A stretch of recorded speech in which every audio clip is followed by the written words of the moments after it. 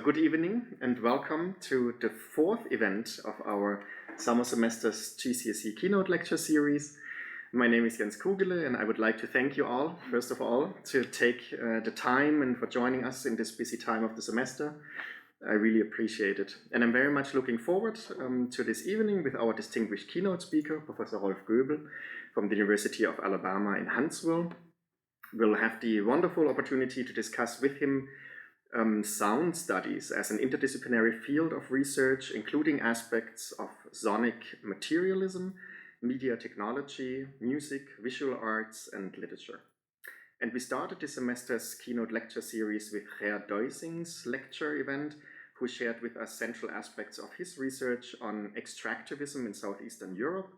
And we continued the conversation with Timothy Baker's lecture on biographical acts of writing, followed by Mary Jarris's lecture on queer Marxism just 2 weeks ago. And I'm thrilled that we have the chance again tonight to engage in an exchange with an international culture studies scholar in the context of our keynote lecture series, our distinguished researcher, Rolf Goebel. Thank you very much again, Rolf, for accepting our invitation and for joining us tonight. Professor Rolf Goebel is Distinguished Professor of German Emeritus at the University of Alabama in Huntsville. And as we can see from his impressive academic work, he has throughout his career built countless bridges between academic fields and continents, really. More precisely, the academic fields of Germanistic in Germany and German studies in North America. His research and teaching has predominantly focused on German modernism and contemporary literature, representations of metropolitan space, especially Berlin, literary theory and cultural studies, and famously his influential work on Walter Benjamin, Franz Kafka, Friedrich Hölderlin, and others.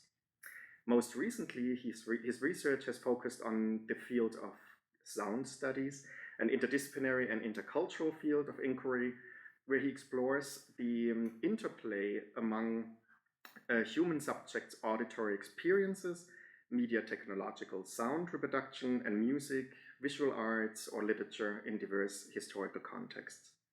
We are very much looking forward to hearing more about this research tonight, and directly after the lecture, we invite questions and comments from all of you in the audience, online and offline.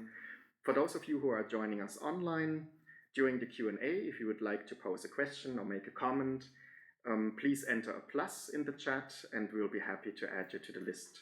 However, if you prefer to, you may also just write your question or comment directly in the chat, and we'll be happy to read it out. Tonight's event will be recorded. The recording, I should add, however, is limited to the audio and video of our presenters. The recording does not include, as always, the Q&A session, neither does it include any chat activity or any metadata regarding the participants of this session. So please join me in welcoming Professor Rolf Goebel.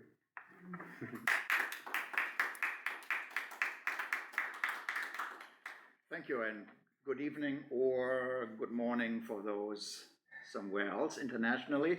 Thank you, Jens, for the very kind introduction and, of course, for the kind invitation. This is my second time. The first was online only, I think, in 21 or 22 or so.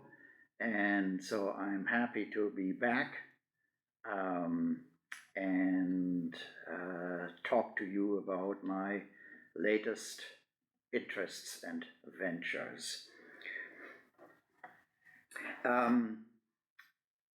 Anyone who would like to, before I forget this, would like to continue the discussion, I will ask Dr. Kugele to put my email address into the chat. And so anyone, you in the room and anyone online can at any time, make comments or questions afterwards. So my topic today is sound studies, but my task isn't going to be easy because sound studies doesn't exist. And the easy way out would be that we now go to, for example, my wonderful hotel restaurant and have dinner, but that would be the easy way out, and people like me, we don't take easy way out. We don't take any ways out, we take ways in. So let me take you in to a field that, as I said, does not exist. Or to put it a bit more subtly, sound studies does exist, but we cannot ascribe to it a fixed identity as an academic discipline that could be clearly defined by a set of established research interests, theoretical assumptions, methodological procedures, and institutional norms. Contemporary sound studies, to borrow freely from Gilles Deleuze and Félix Guattari, only exists as a highly dispersed assemblage of extremely diverse and heterogeneous practices. Sound studies, is a non-systematic machinery whose self-driven internal dynamic variously opens up a lot of perspectives or limits the scope of academics, sound artists, musicians, and writers to develop ever new theories, research agendas, and performative projects that supplement, contradict, or even supersede each other at often rapidly accelerating speed. Let me talk a little bit about a notion that I developed somewhere else, and I took it from Adorno's notion of the musical material. So let me give a little bit attention to what I have called sonic material. The term is freely adapted from a new development in sound studies called sonic materialism, and my good friend and colleague Holger Schulz at the University of Copenhagen is one of maybe the leading advocate. And material here means, more broadly than in Adorno's sense, material here means not just the physical, the acoustic properties, for example, of sound waves and echoes, but something that I will go into, the sort of bodily affective resonance that we feel when we hear any kind of sound, okay?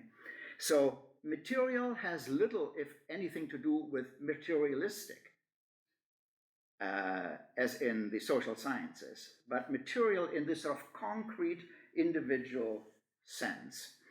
And so for me, sonic material circulates in ever new, expanding, twisted, and contradictory ways throughout history, culture, and politics. Thus, to give you just one gruesome example, the tyrannical shouting of Hitler and the concentration camp guards intersected with the screams of the tortured victims, but also with the chords of Beethoven, Haydn, or Mozart, played by the incarcerated musicians in the camps. And so here you see how sound has no fixed essence, but is, as I suggest, a material that can be used, misused, manipulated, enjoyed in almost infinite ways. So, to put it differently, sound is not an object. And people like me are trying to supplement the visual studies that have dominated cultural studies for decades by sound studies, because a visual object is, of course, an object, either a real physical concrete object or an image. But sound is not an object, and hence it cannot be objectified. But sound has become a commodified object, in big quote unquotes, of media technological reproduction with the invention of the gramophone, the radio, television, and now, of course, the internet, where sound oscillates between entertainment, information, propaganda, and myriads of other purposes. Sound is employed as a means of self-expression and identity politics by post-colonial theory, critiques of race, gender, and class, and many other branches of interdisciplinary cultural studies.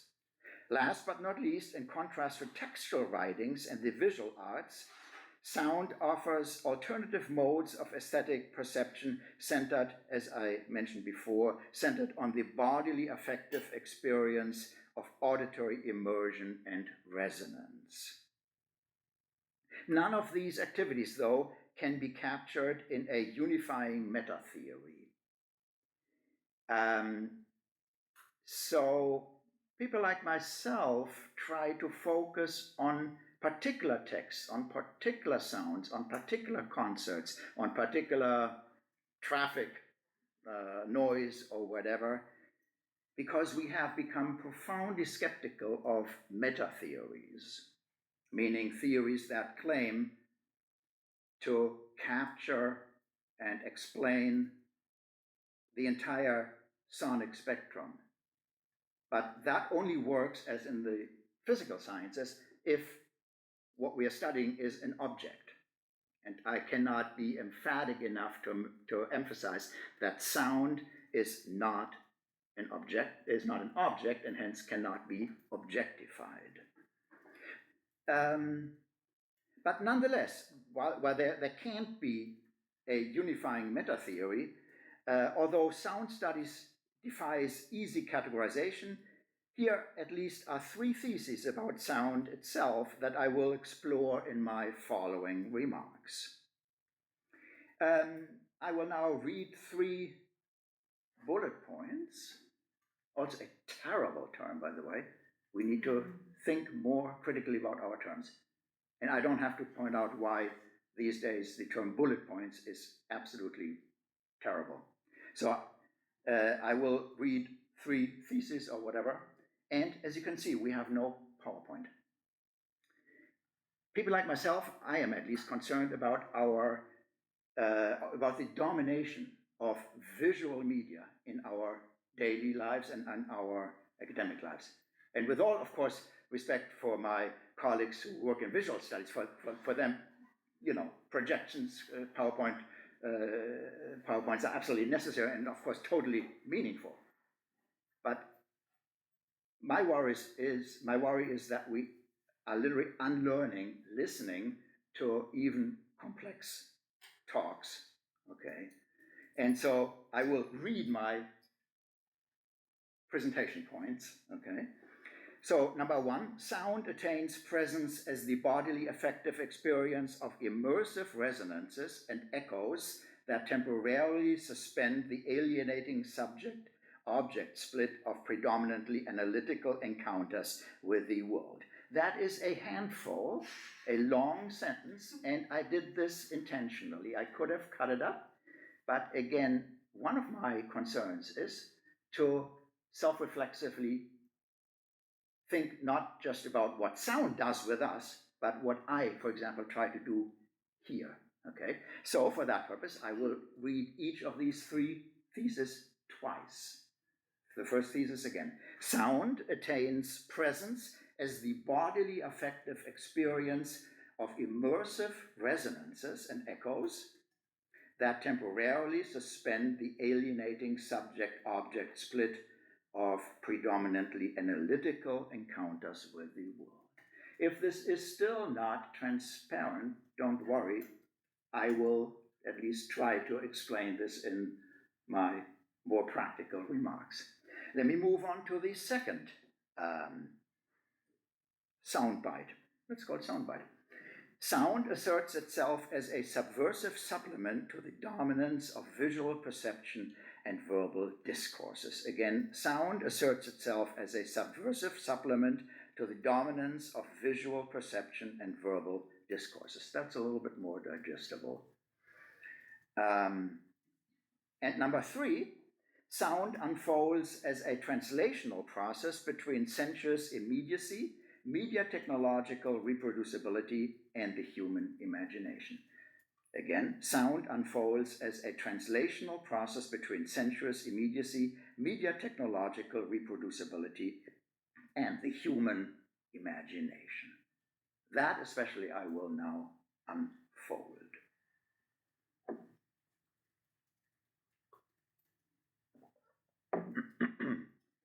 Let's begin with the controversial notion of sonic immediacy.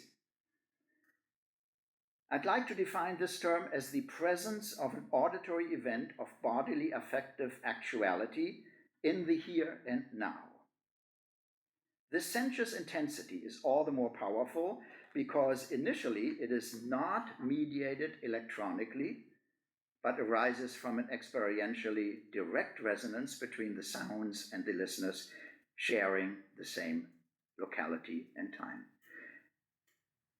I mentioned that this is controversial, and as I read my last three sentences, I realized that, of course, we are in a perfect environment where the sonic immediacy, my voice that you can hear, and all this wonderful machinery intersect.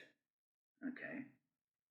Nonetheless, although, you know, I'm happy that we have lots of online people, that our complex technology is working fine, nonetheless, you have a different experience than our friends online. Not a better, not a worse, but a different experience. Although, for example, my voice is partially, I guess, amplified here, but the very fact that you know that I'm not a holograph, that I'm not an AI product, helps you to understand that there is a sonic immediacy that cannot be reduced to any reproducibility. Okay. So this is why I like to still hold on to some sense of, as I said, bodily affective cognitive immediacy. Only belatedly, often a split second after the sound is first heard, or a long time after it has already disappeared, can the sound be captured by cognitive reflection, hermeneutic understanding, aesthetic appreciation, and so forth. So cognitive reflection would be if we're trying to analyze what a sound is. Hermeneutic understanding, as you know, is derived from textual interpretation. It is basically the theory and the practice of textual understanding, and I am extending it, as other people, of course, have also done, to sound. And aesthetic appreciation relates to my third aspect. What does the literary representation of sound do to what we are talking about? So this belated and so forth, that sound can, after it's being experienced immediacy, in immediacy, can be understood and analyzed in various modes. This and so forth is very important here. Since sound is always temporal in its spatial travel, its very evanescence triggers an infinite openness to interpretive meanings that are always deferred, multiple, and even contradictory. What I mean by this is that a physical object will stay fairly permanently. Even if I remove it to the kitchen, it is still there, whether we know that it's there or not. But my sound, as you listen to my voice right now, before you can even begin to understand, even a split second, every word, every sound, every phone is already gone. Put yet differently, the interesting thing is that you see my physical presence here, and you know, as I said, that I'm not an AI simulation, but my voice is always already gone. Even though what you just heard, past tense, was an immediate bodily, affective, intellectual experience. And that's why sound studies is so important. Because unlike a text, unless the book is being burned, unless an object, I drop my glass of water, texts stay in our wonderful libraries, objects stay in our museums, but sound will not stay with us except when it's recorded, as it is here, and archived and heard again, but only online on a medium. So if we accept that live sound is always already gone, it is never present,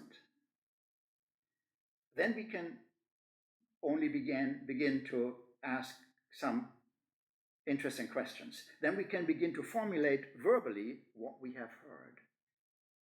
So only because the sound itself is already gone, only therefore do we have the invention of the gramophone, the phonograph, and only therefore can we write novels, poems, trying to explain what the sound means. If sound would stay with us, we wouldn't need the gramophone. So only because sound is evanescence can we now formulate verbally what we heard, and the questions we might ask are, what kind of experience did the sound enable you to have? Just a pleasant diversion in the case of ambient music, or a passing annoyance in the case of some street traffic noise? Or was the sound something that ever so slightly changed your attitude towards the world? In this case, the aesthetic beauty and intellectual depth of a Beethoven sonata, or the cacophonous metropolis with its masses of anonymous people, suspicious smells, and visual overdrive? Did you, as a listening subject, discover anything new about yourself? Your musical tastes, your auditory sensitivities, your self-awareness as an affective and cognitive subject? And very importantly, can you put into words what you just heard? In immersing us directly in a world that we did not know as well as we thought, sonic immediacy, like other sudden moments of experiential illumination, makes the subject aware of the gaps, cracks, and inconsistencies in its own verbal discourses and visual modes of perception.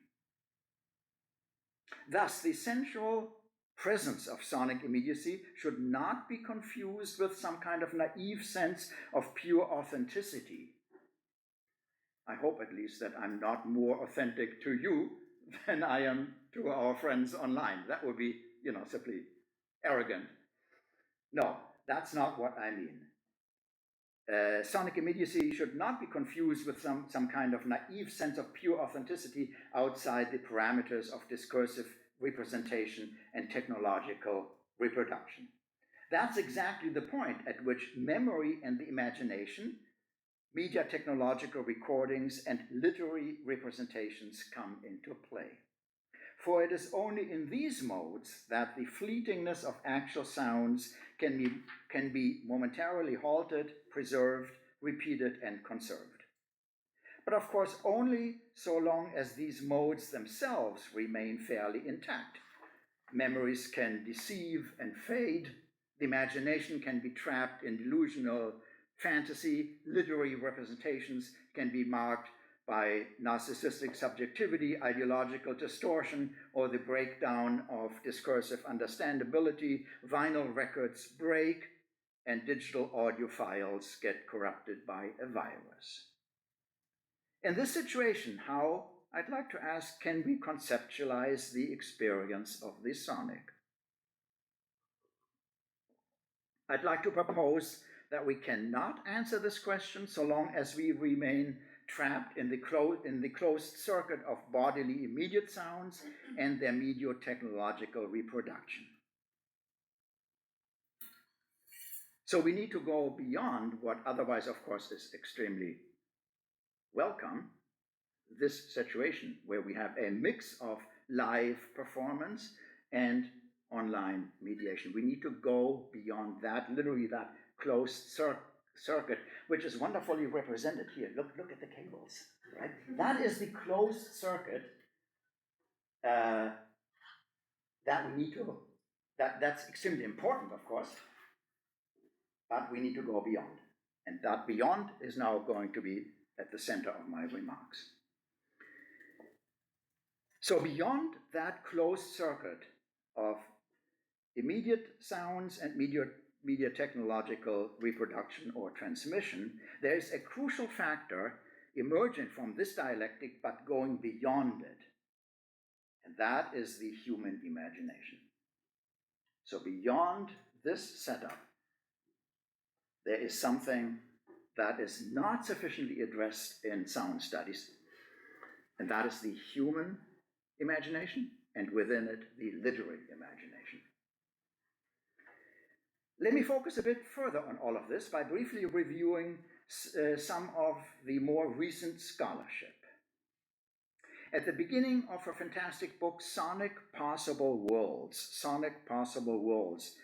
of 2014, Salome Voegelin cites a diary entry in which she describes her room as a space in which the customary familiarity of the visual objects around her is mysteriously invaded, disrupted, subverted by mysterious, intriguing, sinister, or cheerful sounds that seem to come from outside, from beyond the walls, from an unfathomable elsewhere that excites her imagination and that, hopefully, of her readers. Subsequently, Voegelin's book explores the search for adequate words for a representational language that might capture something of this sonic imagination, or as she puts it, the actual, possible, and even the impossible participating in the ephemerality of the unseen, the sonic, the imaginary sonic activities underneath or beyond the materiality of visual surfaces. So people like Voegelin, and I would join her, say it would be wrong to say, well, visual studies have dominated, so now we come and we do sound studies. I mean, that would be, undialectical. No, people like Voegelin argue that beneath the visual surfaces, there may be real sounds, imaginable sounds, and possible sounds. As I say this, I'm reminded of two examples that may be helpful. Carnegie Hall in New York is one of the world famous concert halls, right? Rightly praised for its wonderful acoustic. Now, Carnegie Hall sits right on, I think it's the 7th line of the subway, of the New York subway. And so, we're listening to a wonderful pianissimo passage by Mahler, and you hear the rumble of the subway all of a sudden. And you don't know what is this earthquake? No, it's just the subway. And of course, the Carnegie Hall regulars know exactly what's going on, but I was first startled. I said, this is not Mahler.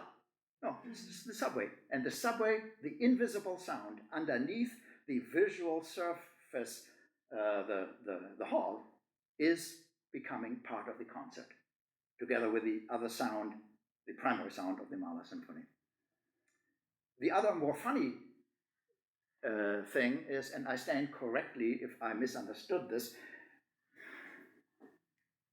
I should not mention the big city. There's a Western, very large, very culturally very important metropolis between Bonn and Düsseldorf. Yeah, I think we all know what you're referring to. Yeah, okay.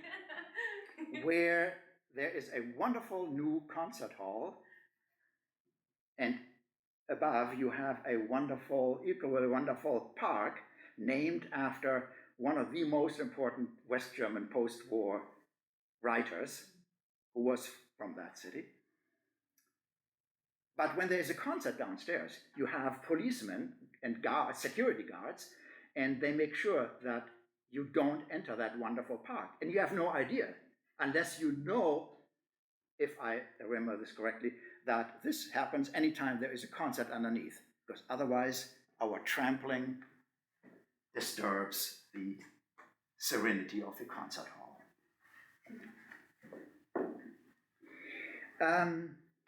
So this is something that, in a much more serious way, people like Voegelin are interested in. My second example, pushing the sonic imagination a step further into the emerging realm of the trans or even post-human, Dominic Pettman, Pettman, in his study Sonic Intimacy, Voices, Species, Techniques, 2017, Pettman traces the sonic diversity of the world as an infinitely interrelated network of listening that goes beyond the human subject to include other agents.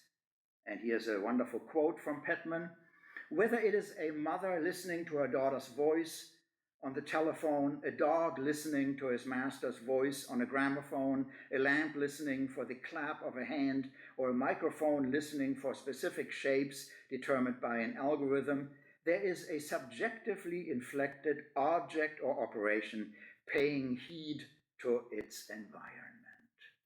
Right? So Pettman is interested in this enormous spectrum, this continuity from human voice to a dog listening to a lamp, and light goes on, or of course here a microphone, right? And he thinks that probably, unlike other posthumanist theorists, that there is a continuity between the human and the animal and the mechanics of a lamp and the post-human. Okay. For both Voegelin and Pettman, sounds, whether actual, technologically reproduced, or imagined, are inherently transgressive. They emerge, predictably or not, from realms of the possible, even the seemingly improbable, from the infinite or abysmal that goes beyond the visual certainties of material objectivity. This sonic transgression encompasses, on the same plane of immanence as Deleuze and Guattari might put it, all of this encompasses human subjectivity, the more sensitive hearing abilities of animals, and the uncanny alertness of increasingly autonomous machines, AI, which, especially in the age of digital data processing and artificial intelligence, seem to take on some kind of self-consciousness of its own that may displace the control and understanding of its human designers.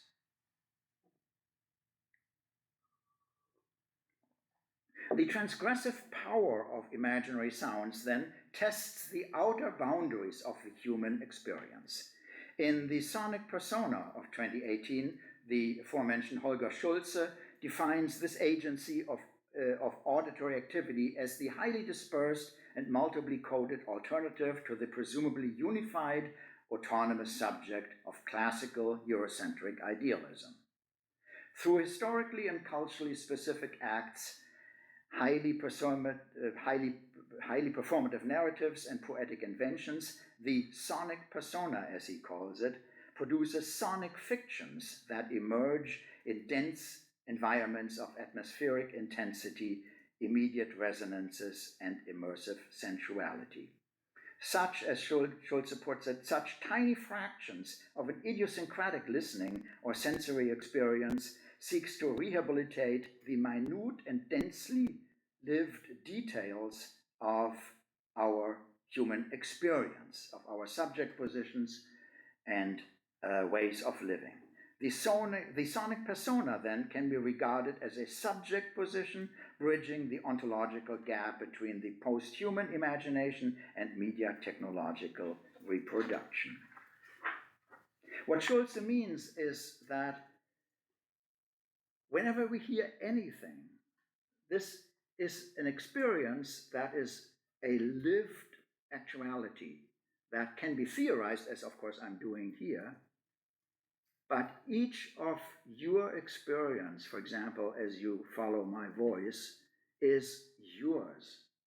It's not mine. It's not that of your neighbors. Hopefully afterwards, for example, we can discuss things, of course, but nonetheless, sonic experiences, especially because the sound is always already immersive and evanescence is your specific detailed lived experience. And what we do is we always form fictions, according to Holger Schulze. And I don't want to go into what he means by this, but he is, of course, saying that whenever we hear sounds, our imagination needs to come in, not our physical instruments that can measure the sound waves, not our analytic taking apart of a sound, but our imagination sets in. What is Goebel trying to do here? Where is he going with this talk? He's constantly digressing, which of course I'm doing strategically, but that hopefully will sort of stimulate your imagination. Even if you think this is total nonsense, I can't follow it, I don't want to follow it, even then your imagination, not just your analytic ability as scholars, your imagination sets in, and you make up your fictions. Your mind may actually wander around. You may think, who is this guy? Right? Then that's where we see that our imagination comes in, our fictional imagination. Let me give you now some examples of how writers deal with that sonic fiction making. Okay? And to extend Holger Schulze's idea of each of our sonic fictions, I am especially interested as a literary scholar in how writers actually put this into what we traditionally call fiction, made up scenarios. Okay? And I will talk in the remaining half hour or so about 4 examples.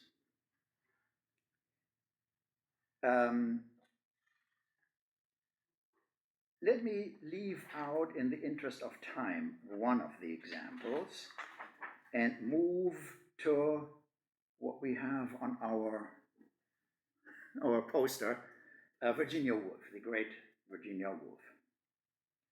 Let me turn to a deleted passage from Virginia Woolf's short story, The String Quartet, from 1921.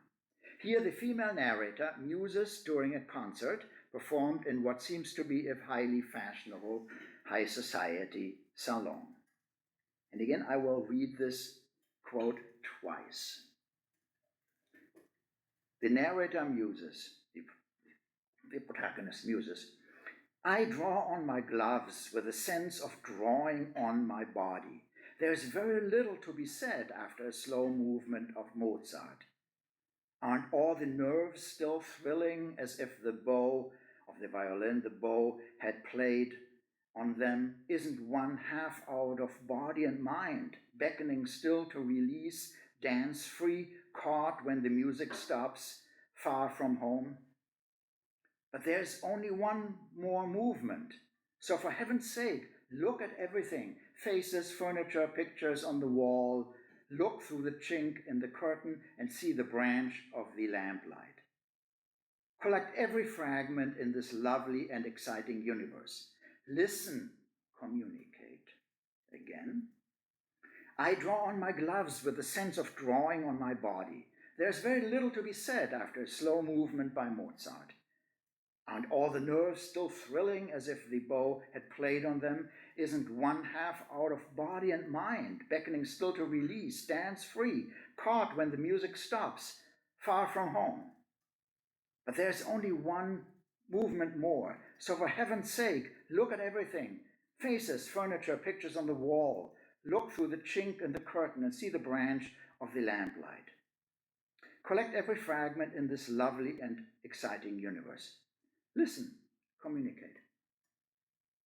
You will have realized I read the same passage in a very different way. First, I read it mostly for analytic understanding. And the second, I tried to give it a musical inflection. I phrased it, as we musicians say, I phrased it in a very different way. And I accentuated it in a different way. The text, there it is identical.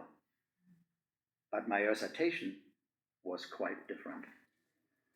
So, Woolf here alludes to the physical phenomenon of sympathetic strings in musical instruments, where certain strings resonate harmoniously with others that have been bowed or plucked. But Woolf doesn't merely reference this phenomenon metaphorically. Rather, her protagonist actually resonates with the music in a way that suspends the difference between material, neurological, and emotional response. But whereas in the world of physics, sympathetic strings respond passively to the ones that have been activated, Woolf's protagonist experiences her resonance with Mozart's music actively as a human subject, joining bodily affect with the aesthetic imagination in a way that is psychologically disoriented, but aesthetically, even existentially liberating.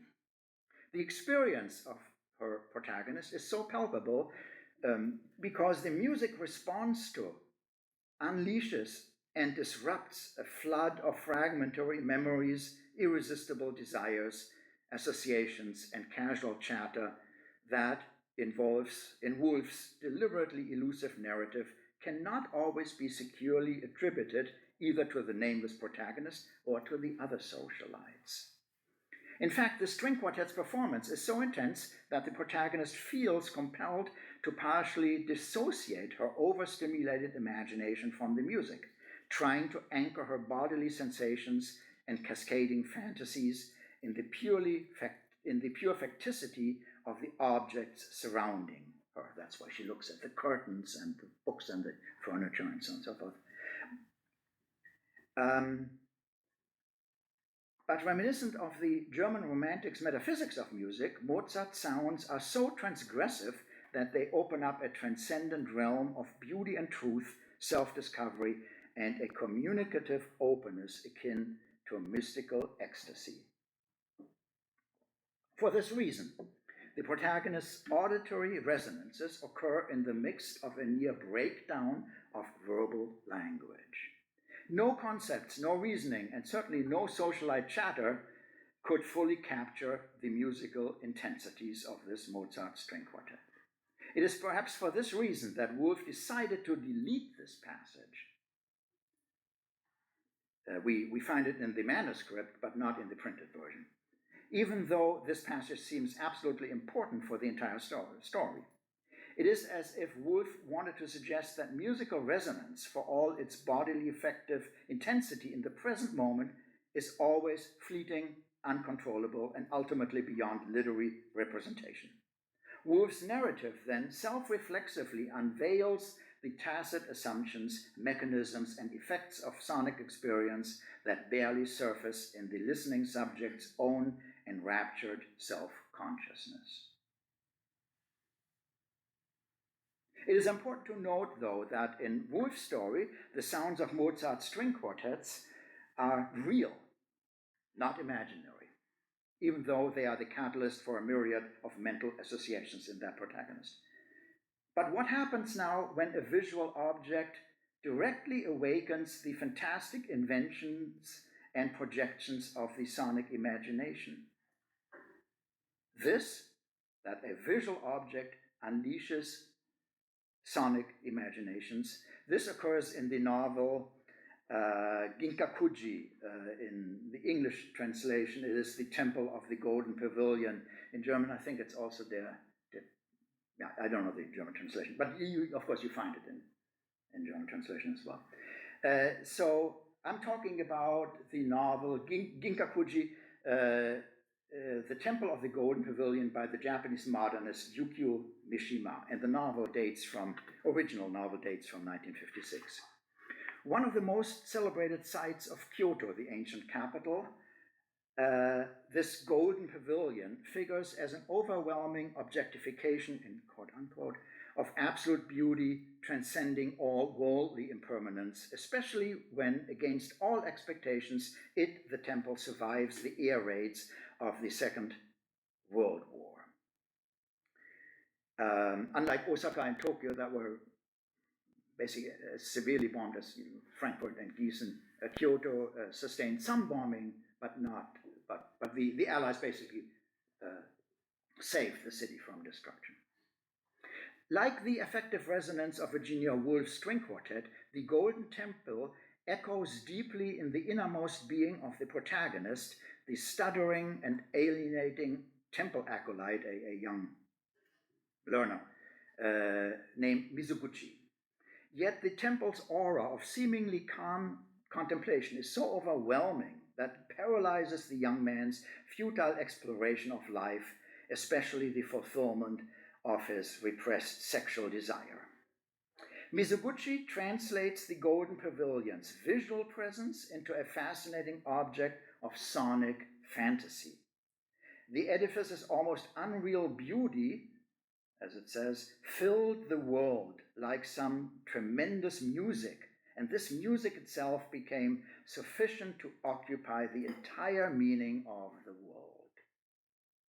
This impression, however, turns into deceptive illusion for, as the novel goes on, for music, however closely it might resemble life, became an imaginary and spurious form of life. It is only beauty, it is, in that sense, it is only sonic beauty, or it is visual beauty that in the mind of this guy translates into an invisible music. That sort of displaces the real of his life. Instead of quieting the acolyte's desire, the temple only intensifies Mizoguchi's self-hatred, obsessive rage, and narcissistic alienation, which ultimately leads to the young man's decision to burn down the intolerable object of his fascination. So he sees the temple, the real temple, he hears all kinds of musical sound that Mishima does not specify what they are, but they are totally, they unravel his life, and he cannot tolerate that temple. And so one night he goes and puts the temple to flame. The temple was rebuilt, I think, in the 50s, the Golden Pavilion in the north of Kyoto, and you can look it up online. And you can see how unreal it looks. It looks too new, it looks too beautiful. It does not have what Japanese favor aesthetically, this sort of time-worn, rotten feel, okay? Which sort of intensifies the poignancy of this novel. For Mishima's hapless temple acolyte, any liberation from any kind of desire seems only achievable through the perverse destruction of the illusory enticement of art. Watching the golden temple disintegrate in blazing fire and smoke, Mizoguchi ends this account on a note of existential decision. I wanted to live. That is, I think, literally the last sentence of the novel. Finally, let's address the role of sound in postmodern literature by looking at Don DeLillo's novel Cosmopolis of 2003. Set in a Western metropolis modeled on New York City, the narrative traces one day in April 2000 of the life of Eric Packer, a 28-year-old financial asset manager and multi-billionaire, taking a stretch limousine ride on 47th Street across Midtown Manhattan. If you know the New York grid, 47th Street is just a little bit south of Central Park. You know, you have Manhattan shaped like this, here's Central Park, and then 47 is in that hyper-financial Midtown district going all the way from east to west. And Eric Packer, who owns an apartment, a penthouse of, I think, 28 humongous rooms, takes one, for the entire novel of 130 pages, one limousine ride across town to get a haircut at his beloved barber on the west side.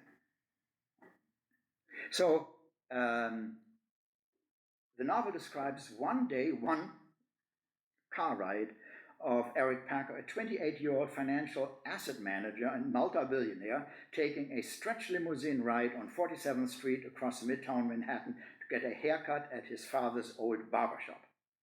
Eric's trip captures the vicissitudes of late capitalist globalization through its simultaneous movement in the material topography of the teeming metropolis and the digital space of international finance.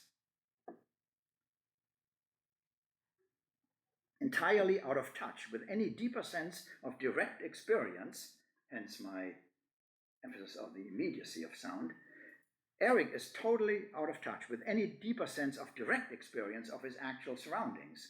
He's sitting in his limousine. Whatever Eric's overexcited imagination may have in store for him is almost wholly determined by the electronic apparatus installed in his limo. His hand organizer, nowadays our mobile phone, various dashboard computer screens, and even a night vision device installed on the windshield. At one point of his trip, Eric witnesses the funeral procession of Brother Fez, a famous Sufi rap artist. Following the hearse with Fez lying in state, his mourners enact a veritable parody of multicultural diversity, where politically antagonistic positions are momentarily united in the shared sentiment of mourning. The rapper inhabits a kind of third space of overdetermined hybridity in which the first world of record labels, commercialized music production, and elevator music is infused with Fez's eclectic borrowing from third world musical traditions. As the novel says, the Qawwali model of devotional rhythms and improvisations. The vocal adaptations of ancient Sufi music, rapping in Punjabi and Urdu, and in the black swagger English of the street. So Fez borrows and mixes all of these world music fragments. Fez's music, accompanying his funeral through loudspeakers, transcends representation and the interpretive regime of language, appealing instead to subliminal sensations of the unreflective body. Here comes a longer quote. Fez's voice was going even farther. Let me do it again. His voice was going ever faster in Urdu than slurry English, and it was pierced by the shrill cries of a female member of the chorus. There was rapture in this, fierce elation, and something else that was inexplicable, inexpressible, dropping off the edge, all meaning exhausted until nothing was left but charismatic speech, words sprawling over themselves without drums or hand claps or the woman's pitched cries. Again, this passage. His voice was going ever faster in Urdu than slurry English, and it was pierced by the shrill cries of a female member of the chorus. There was rapture in this, fierce elation, and something else that was inexpressible, dropping off the edge, all meaning exhausted until nothing was left but charismatic speech. Words sprawling over themselves without drums or hand claps or the woman's pitched cries.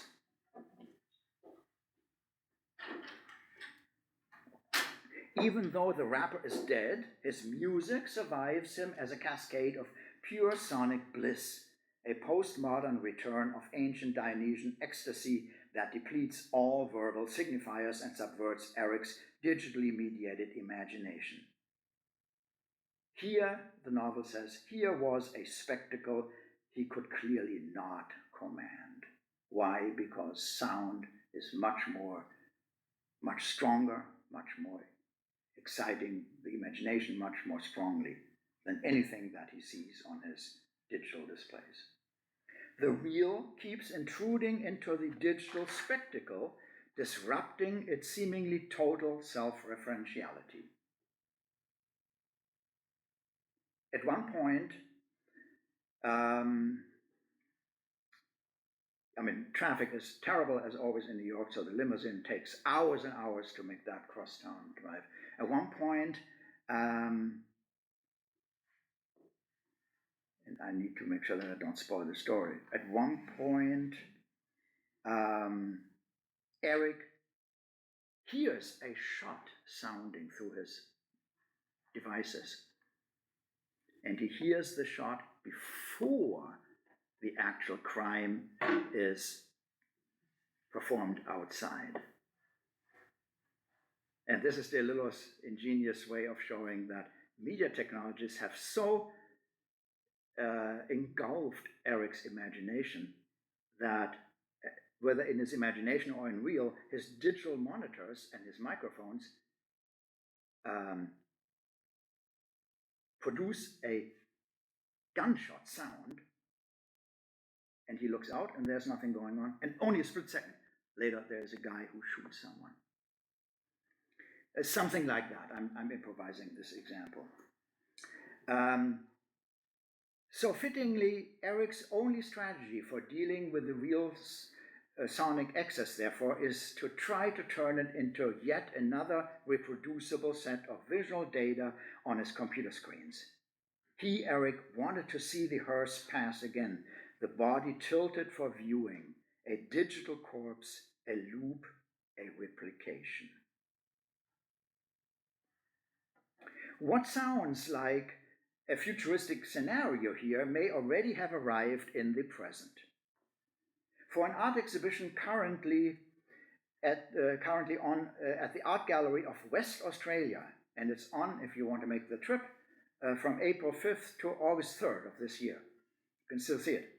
For an exhibition at this Art Gallery of West Australia, a team of sound artists and a neuroscientist collaborated to assure that the American avant-garde composer Alvin Lucier, who died in 2021, would be able to continue his compositional productivity after his demise. To this end, the composer's white blood cells were reprogrammed into stem cells, which were then transformed into cerebral organoids, don't ask me what that is, clusters of neurons that are assumed to mimic the human brain of the deceased composer. The team's rather Frankenstein-esque lab work was then used to build a fancy sound art installation in that gallery, featuring 20 parabolic brass plates equipped with transducers, actuators, and mallets, which presumably pick up the neural signals of musical imagination from the dead composer's brain organoids. According to the installation's website, the assembly is creating complex, sustained resonances that fill the space with sound.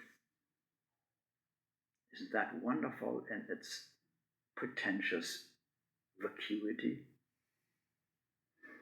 As the newspaper The Guardian extols further, the installation is, and now The Guardian, filling the space with a kind of breathless, disembodied soundtrack, offering a fractured symphony of rattles, hums, and warbles bouncing off the wall.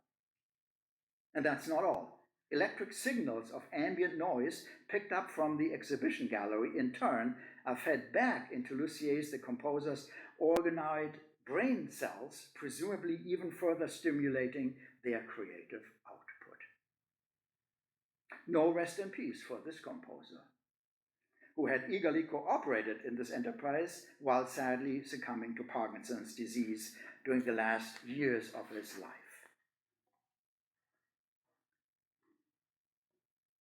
I am moving on to a very tentative conclusion. Still, despite such artificial intelligence advances, I'd like to hold on to the human sphere of the literary imagination. Its fictional scenarios and its self-reflexive discursivity are able to reveal something about music and other sonic events that other media may not be able to address. While in our digital media age, actual sounds can be technologically reproduced with increasingly accurate precision, literature supersedes acoustic reproducibility by the imaginative power of sonic representability. In so doing, literature, I think, reveals vital issues of sonic experiences, bodily affective resonances or their failures, the self-consciousness of human subjectivities involved in producing and listening to sound, even the role of audiovisual media technologies, and, last but not least, the hidden meanings, ideological assumptions, and cultural contexts underneath the central surfaces of sonic events. If sounds are sometimes said to escape ordinary language and even the most advanced recording media, it is the literary imagination that can recapture the sonic escapes and bring them home. Thank you very much.